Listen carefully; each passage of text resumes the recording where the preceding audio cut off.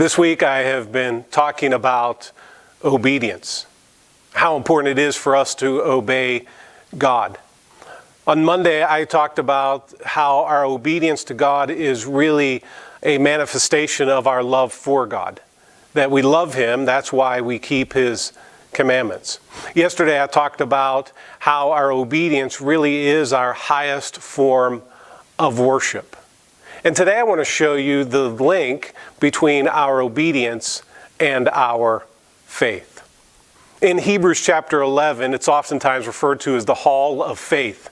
It's in that chapter that the writer of Hebrews talks about all these people who have gone on before us who lived lives of faithfulness to God. And as we read through Hebrews chapter 11, you see that the writer of Hebrews wrote that these people lived by faith, and it manifested itself, it demonstrated itself in obedience. For instance, in Hebrews chapter 11, we read about Noah, who lived by faith and built an ark. We read about Abraham, who lived by faith and went to a land that God had told him to go, even though he didn't know where it was. In Hebrews chapter 11, we read about how Moses, by faith, brought the people of Israel out of Egypt and through the wilderness and ultimately into the promised land. You see, it's there in Hebrews chapter 11 that we see that our obedience is a visible expression of our invisible faith. The Apostle John talked about it this way in 1 John chapter 2, verse 3. John writes, "By this we know that we have come to know Him, if we keep His commandments." You see, if I really trust someone, I'm going to listen to what they have to tell me. I'm going to be obedient to their words.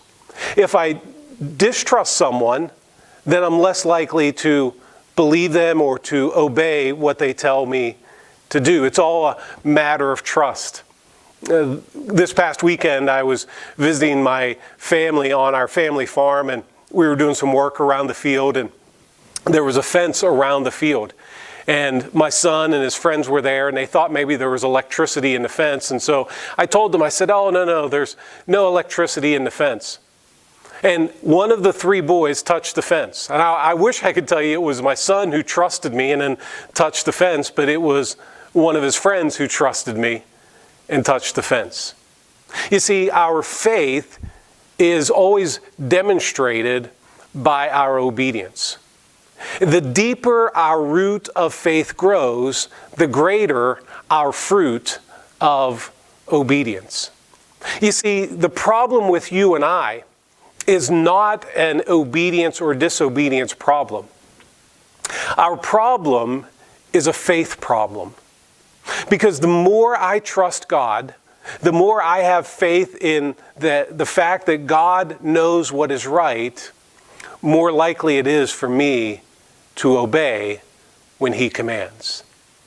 And so today I'm praying for you. I'm praying that your faith and your trust in God would deepen. Your roots of faith would deepen so that your fruit of obedience can grow larger.